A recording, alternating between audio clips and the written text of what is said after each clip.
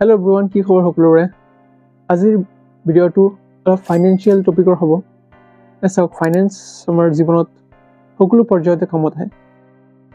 তো মই ভাবিছোঁ এইটো চেনেলত ফাইনেন্সিয়েল বিষয়টো ডিছকাছ কৰিম, কথা পাতিম। তো মই এটা আৰ্টিকেল পঢ়ি আছিলোঁ ঋণৰ বিষয়ে। আপোনালোকৰ মাজত বহুতে হয়তো ভাবে যে ঋণ লোৱাটো এটা বেয়া বস্তু। তো তাৰ বিষয়ে আজি মই ডিছকাছ কৰিম।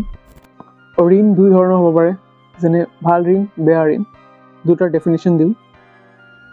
বেয়া ঋণৰ প্ৰথমটো ডেফিনেশ্যন হৈছে এইটো আপোনাক দুখীয়া বনাব, আৰু ভাল ঋণে আপোনাক ধনী বনাব পাৰে। ভাল ঋণ হৈছে যিটো আপুনি আজি ঋণ লৈ কোনো এটা বস্তুত ইনভেষ্ট কৰিছে, মানে কোনো এটা বস্তুত এনেকুৱা কামত খটাইছে যিটো আপোনাক ফিউচাৰত ইয়াৰ পৰা প্ৰফিট দিব পাৰে। ঋণ লৈ কিবা এটা বস্তু পাৰ্চেজ কৰিছে আৰু সেইটো আপোনাক ইনকাম বঢ়াবলৈ বা বৃদ্ধি কৰিবলৈ সহায় কৰে। তেনে ক্ষেত্ৰত এইটো আপোনাৰ ভাল ঋণ হৈ যাব। যেনে আপুনি শিক্ষাৰ ওপৰত ঋণ লৈছে, যেনে ষ্টুডেণ্ট লোন লৈ আপুনি নিজৰ স্কিল ইম্প্ৰুভ কৰিছে, ডিগ্ৰী লৈছে, আৰু তাৰ পাছত আপুনি এই ডিগ্ৰীটো ব্যৱহাৰ কৰি বা ডিগ্ৰীটো পোৱাৰ পাছত আপুনি কিবা এটা ভাল কৰ্মত যোগদান হৈছে আৰু তাৰ পৰা ইনকাম কৰি আছে, সেইটো আপোনাৰ ভাল ঋণত আহি যাব। আৰু যেনে বিজনেছ লোন, আপোনাৰ এটা সৰু দোকান আছে, কিবা এটা সৰু কুটিৰ শিল্প আছে, তাত আপোনাৰ পইচাৰ প্ৰয়োজন হয়, আপুনি তাৰ কিবা বেংকৰ পৰা বা ক'ৰবাৰ পৰা ঋণ লৈ তাত ইনভেষ্ট কৰিছে, মানে খটাই তাৰ পৰা আৰ্নিং কৰিছে, সেইটো আপোনাৰ ভাল ঋণত পৰিব। আৰু যেনে হোম লোন, আপুনি কিবা এটা, আপুনি চাওক, real estate one of the growing বিজনেছত পৰে, আৰু যদি আপুনি ঋণ লৈ তাৰ ৰিয়েল ইষ্টেট ইনভেষ্ট কৰিছে, ৰিয়েল ইষ্টেট মানে কিবা ঘৰ বনোৱাত ইনভেষ্ট কৰিছে আৰু তাৰ পৰা ইনকাম কৰি আছে, সেইটো আপোনাৰ ভাল ঋণত পৰিব। আৰু বেয়া ঋণ হৈছে যিটো আপোনাৰ আজিৰ ইচ্ছা পূৰণ কৰিবৰ কাৰণে ভৱিষ্যতৰ প্ৰয়োজনীয়তাক আপুনি ত্যাগ দিয়ে। যেনে আজি এটা নতুন ফোন ওলাইছে, আইফোন, আপুনি ঋণ লৈ এই আইফোনটো কিনিছে আৰু মানুহক শ্ব' অফ কৰি ঘূৰিছে যেন মই আইফোন লৈছোঁ, এইটো লৈছোঁ, আৰু নিজে এটা বাইক কিনিছে।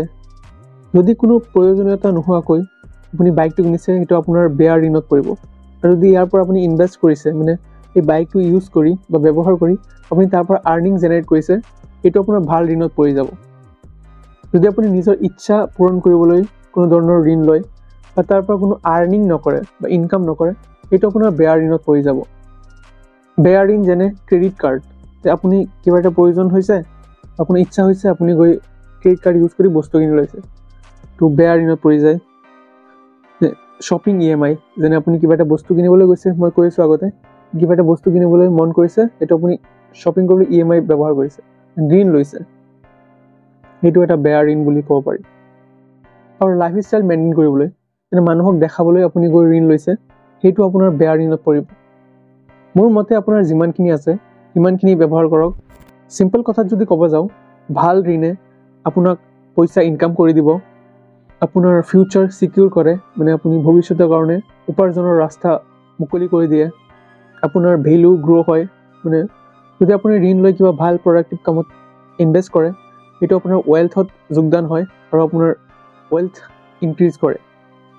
বেয়া ঋণৰ ফলত আপোনাৰ পকেটৰ পৰা হাই ইণ্টাৰেষ্ট দিব লগা হয়, আপোনাৰ ইনকাম কম কৰি দিয়ে, মানে ইনকাম কৰে আৰু তাৰ পৰা হাই ইণ্টাৰেষ্ট ঋণত দিব লগা হয়। ইয়াৰ ফলত আপোনাৰ ষ্ট্ৰেছ, প্ৰেছাৰ বৃদ্ধি হয়, মানে চিন্তা থাকে লোন ৰিপে'মেণ্ট কৰাত বা ঋণ ৰিপে'মেণ্ট কৰাত। আৰু বেয়া ঋণে আপোনাৰ শ্বৰ্ট টাৰ্ম প্লেজাৰ দিয়ে, মানে খন্তেক সময়ৰ কাৰণে শান্তি দিয়ে আৰু লং টাৰ্মৰ কাৰণে চিন্তা বঢ়াই দিয়ে। Short term pleasure and long term pain. তো আশা কৰোঁ আপোনালোকে বুজি পাইছে। মই এই চেনেলটোৰ জৰিয়তে financial, political and educational types of video' বনাম, যাতে চিম্পল ভাষাত আপোনালোকে চব নলেজ ল'ব পাৰে। আশা কৰোঁ আপোনালোকে বুজি পাইছে ভাল ঋণ আৰু বেয়া ঋণৰ মাজত পাৰ্থক্য। আৰু এনেধৰণৰ ভিডিঅ' চাবলৈ চেনেলটো ছাবস্ক্ৰাইব কৰি থ'ব। Take care.